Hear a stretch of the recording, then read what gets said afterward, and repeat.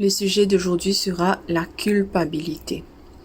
Que nous dit Dieu à ce sujet? Je vous invite à rester connectés, nous allons prier. Dieu Tout-Puissant, alors que nous allons étudier ta parole, nous te demandons ton Saint-Esprit. Guide-nous, Seigneur, afin que nous puissions apprendre de toi et afin que nous puissions être libérés de tout le poids de la culpabilité que nous pouvons porter. Aide-nous à voir clair à travers ta parole. Au nom de Jésus, nous t'avons prié. Amen. Est-ce que nous nous sentons coupables par rapport à un péché en particulier que nous avons dans notre vie, par rapport à un trait de caractère, par rapport à notre passé? Est-ce qu'il y a des choses qui nous font avoir honte, qui nous font nous cacher de Dieu, qui font que on n'ose pas être en sa présence et on a même arrêté de fréquenter l'église, on a arrêté de prier parce qu'on pense que Dieu ne peut pas nous exaucer, que Dieu ne peut rien faire pour nous, que notre cas est désespéré? Que nous dit la parole sur le poids de la culpabilité? Est-ce que Dieu nous condamne? Est-ce que nous devons vivre cachés? Est-ce que nous devons faire un effort sur soi pour pouvoir changer avant d'aller vers Dieu? Parce qu'il ne nous accepte pas avec notre souillure, avec notre saleté. La parole de Dieu nous dit: « Venez à moi, vous tous qui êtes fatigués et chargés, et je vous donnerai du repos. » La première chose que nous pouvons voir, c'est que nous faisons tous des péchés. Nous sommes humains. Il y a des péchés qu'on fait par omission. On n'est pas au courant, on n'est pas conscient des péchés qu'on fait parce que c'est notre nature. Mais il y a des péchés qu'on sait qu'on est en train de faire, n'arrive pas à contrôler. La parole de Dieu nous dit que c'est un péché, notre conscience nous accuse. On n'aime pas ce péché, mais malheureusement, on est adonné à ce péché. Et on n'arrive pas à s'en défaire, à s'en débarrasser, ce qui fait qu'on est tout le temps à se sentir coupable. Quelquefois, on est fatigué de dire pardon pour la même chose. Et quelquefois, on se dit que notre cas est trop grave et que il vaut mieux ne même pas s'approcher de Dieu. Mais Dieu nous dit tel qu'on est, avec notre péché, venons à lui. Pas parce qu'on a fait les mêmes péchés que Dieu va nous rejeter. Si on a essayé de changer par ses propres moyens, peut-être qu'on a réussi pendant un certain temps, mais que par la suite on est retombé, malgré qu'on soit rempli de bonne volonté, malgré qu'on prie, mais malheureusement la chair est faible. Et la parole de Dieu nous dit: un léopard peut-il changer ses taches? Un Éthiopien peut-il changer la couleur de sa peau? Nous qui sommes habitués à faire le mal, pouvons-nous faire le bien? Dieu nous dit que par nous-mêmes, on ne peut pas changer. Et c'est encore pire quand c'est des addictions, quand c'est des péchés qu'on n'arrive pas à changer, qu'on n'arrive pas à s'en défaire. Dieu nous dit: venez à moi, vous tous qui êtes fatigués et chargés, je vous donnerai du repos. Dieu veut nous donner du repos parce que très souvent, lorsqu'on pêche, après, on se sent coupable. On sent qu'on est indigne, on sent que on est le pire au monde et que on n'est pas digne d'être appelé enfant de Dieu, qu'on n'est pas digne d'être chrétien parce que on pense qu'on est des hypocrites. Et on tombe dans la déprime, on tombe dans l'apitoiement sur soi. Mais Dieu nous dit: venez à moi et je vous donnerai du repos. Dieu nous dit de ne pas se cacher de lui, de ne pas se détourner de lui à cause de nos péchés, mais de lutter avec lui, d'être avec lui, de venir à lui. Très souvent, il y a quelqu'un qui va nous rappeler notre état, nos péchés. C'est l'accusateur, c'est le diable. On voit dans Zacharie au chapitre 3 comment il y avait le prêtre Josué et Satan va venir pour l'accuser. Il avait des vêtements sales. Mais Jésus va lui dire: c'est mon enfant, je l'ai sauvé. Va-t'en. Satan va le laisser et Dieu va changer les habits de Josué, va lui donner un vêtement propre, un vêtement blanc. Satan nous accuse par rapport à nos péchés Il veut mettre l'accent sur nos péchés, sur nos défauts, sur nos habitudes que nous avons, sur le désespoir de notre situation. Mais Jésus, il est là pour nous défendre. Il est là pour changer cette souillure, pour nous rendre plus blancs que neige. Il y a une histoire dans la Bible qui parle d'une femme qui était courbée pendant 12 ans. Elle était malade et elle ne pouvait pas se redresser. Mais Jésus va la voir et va la redresser en un instant. Auparavant, elle regardait le sol. Elle se sentait inférieure aux autres. Elle était considérée comme une femme qui avait été frappée de la malédiction de Dieu. Elle se sentira écrasée, bien sûr de façon figurée, par rapport à sa situation. Mais Jésus, en un instant, va relever sa tête. Satan est là pour nous faire nous sentir coupables, pour nous faire nous sentir mal. Et il nous accuse constamment. Il veut nous faire regarder vers le bas. Il veut nous faire nous sentir indignes, rejetés même de Dieu, même des hommes. Mais Jésus est là pour nous relever. Il est là pour nous donner une seconde chance. Quand nous voyons la parole de Dieu au tout début, Adam et Ève avaient péché. Nous avons parlé de robes tout à l'heure là, des vêtements sales. Comment Jésus a lavé notre souillure, comment il a changé notre vêtement sale, nous a donné une tenue propre. Adam et Ève, Dieu les avait dit de ne pas manger du fruit défendu, que s'ils le faisaient, ils risquaient de mourir. Ils allaient mourir, c'était une certitude. Mais ils n'ont pas écouté. Et le résultat sera que, vu ils ne se voyaient pas nus avant le péché, mais dès qu'ils ont péché, ils ont vu la nudité et qu'est-ce qu'ils vont faire? Ils vont faire ce que beaucoup d'entre nous faisons. Ils vont essayer de camoufler. Ils vont essayer de trouver des solutions par eux-mêmes. Adam et Ève vont prendre des vêtements en feuilles. Ils vont se cacher avec leurs propres moyens. Et dès que Dieu va venir dans le jardin, ils vont se cacher derrière les buissons. Et ce ne sera pas juste une question de nudité, parce qu'ils se sentent nus, parce qu'ils sont nus, mais parce qu'ils ont honte. Dieu les a dit quelque chose, ils savent qu'ils n'ont pas obéi, mais ils se sentaient pas dignes d'être devant Dieu. Mais Dieu va nous montrer une attitude.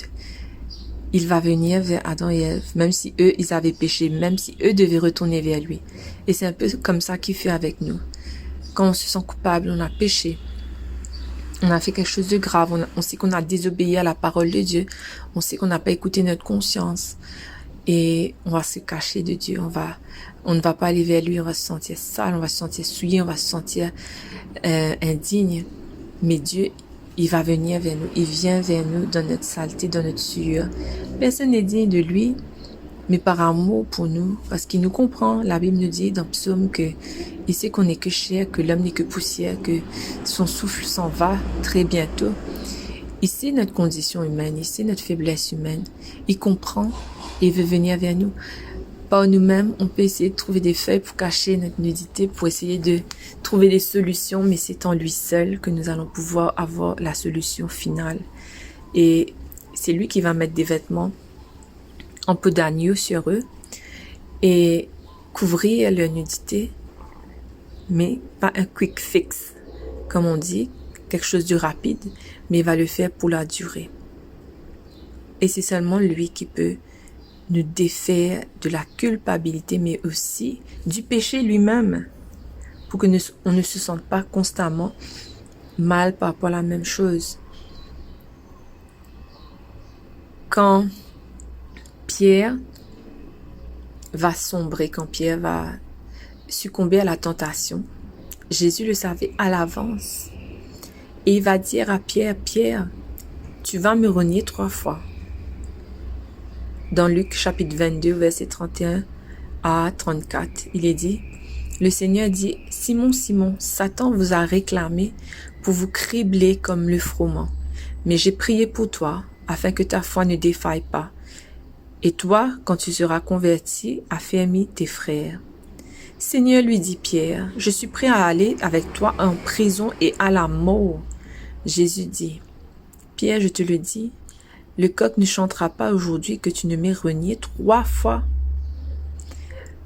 on voit ici que Simon, il était prêt à mourir pour Jésus, il était prêt à tout pour Jésus, mais malheureusement dans son humanité, dans sa faiblesse, il allait pécher, il allait renier Jésus. Mais Jésus lui a dit, tu vas le faire, mais relève-toi. Parce qu'il va dire, j'ai prié pour toi, afin que ta foi ne défaille pas. Et toi, quand tu seras converti, affermis tes frères.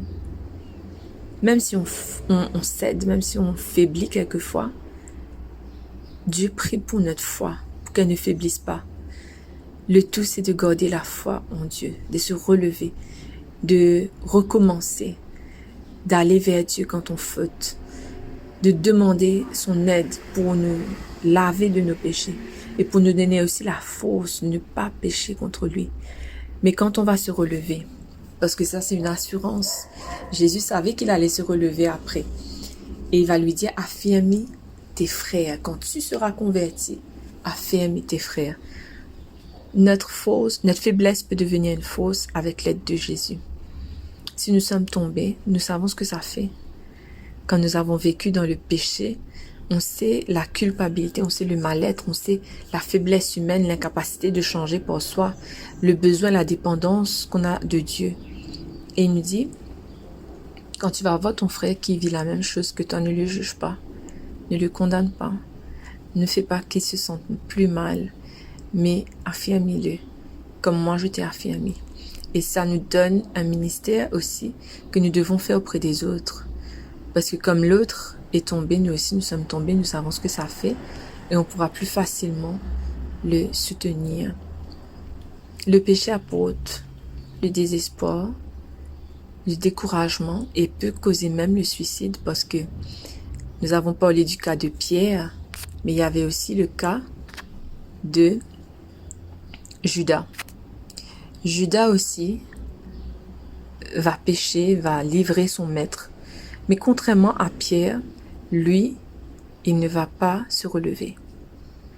Il va tomber dans le désespoir. Sa foi va défaillir et il va se suicider et il va mourir. Ça nous montre que nous devons nous tourner vers Jésus. Nous devons sans cesse nous appuyer sur lui pour que le péché ne produise pas en nous le désespoir qui mène à notre chute, même à la mort. Le tout, ce n'est pas de tomber, de rester dans notre état, mais de se relever. Dans Psaume chapitre 51, verset 12 nous dit « Rends-moi la joie de ton salut et qu'un esprit de bonne volonté me soutienne. » On a perdu la joie du salut quand on sent qu'on est pécheur, on sent qu'on ne mérite rien, on sent qu'on ne va pas être sauvé, on sent que Dieu ne va plus nous pardonner parce qu'on a trop péché. Et il y a une réalité qui est le péché contre le Saint-Esprit. Beaucoup de chrétiens ont peur d'avoir déjà dépassé la limite, de ne plus être capable d'être sauvé. Mais sachez que si vous êtes triste quand vous avez péché, si vous vous sentez indigne, si vous vous sentez coupable, ça veut dire que le Saint-Esprit est en cours en train d'agir pour vous convaincre du péché. Mais il ne veut pas qu'on reste dans le désespoir, dans l'amertume, dans l'apitoiement. Mais nous devons retrouver cette joie du salut parce que si on reste plongé dans le désespoir, on finira par commettre l'irréparable. Que nous puissions retrouver la joie du salut et ça, c'est par nous-mêmes on ne peut pas. Mais avec l'aide de Jésus, nous pouvons trouver cette joie à nouveau. Matthieu 9, verset 12 nous dit « Ce ne sont pas ceux qui se portent bien qui ont besoin de médecins, mais les malades. » Si tu crois que tu dois t'améliorer avant d'aller vers Dieu, avant d'aller vers Jésus, si tu crois que sale comme tu es, tu ne peux pas t'approcher de lui, sache que il est le grand médecin. C'est lui seul qui a la solution au péché. Tout ce qu'on peut faire pour essayer d'atténuer notre péché, c'est du vent, c'est comme cette feuille qu'Adam et Ève ont mis sur eux. Ça ne dure pas. Et ça ne peut pas faire qu'on retrouve la présence de Dieu. Ça ne va pas arranger la séparation qu'on ressent de Dieu, le néant, le vide entre Dieu et nous, qui nous torture. Il est le médecin. Quand on a un médecin, on a un problème, on va dire au médecin exactement quel est le souci. On va pas essayer de trouver une solution pour améliorer notre santé. Après, on va voir le médecin. Alors, c'est la même chose avec Jésus. Il connaît toutes choses. Si nous avons commis des péchés, retournons vers lui et il va apporter le remède à notre péché. Jean 8, verset 36 nous dit, non seulement qu'il va nous pardonner, mais aussi qu'il va nous rendre libres. Si donc le Fils de Dieu vous a franchi, vous serez réellement libres. Jésus veut que nous soyons libres. D'ailleurs, c'est pas une chose que nous faisons une fois pour toutes, mais c'est une lutte quotidienne parce que quand les disciples ont demandé à Jésus comment prier, il va citer Matthieu 6 qui est la prière dominicale de notre Père. Et tous les jours, nous devons demander à Dieu, ne nous soumets pas à la tentation, mais délivre-nous du mal.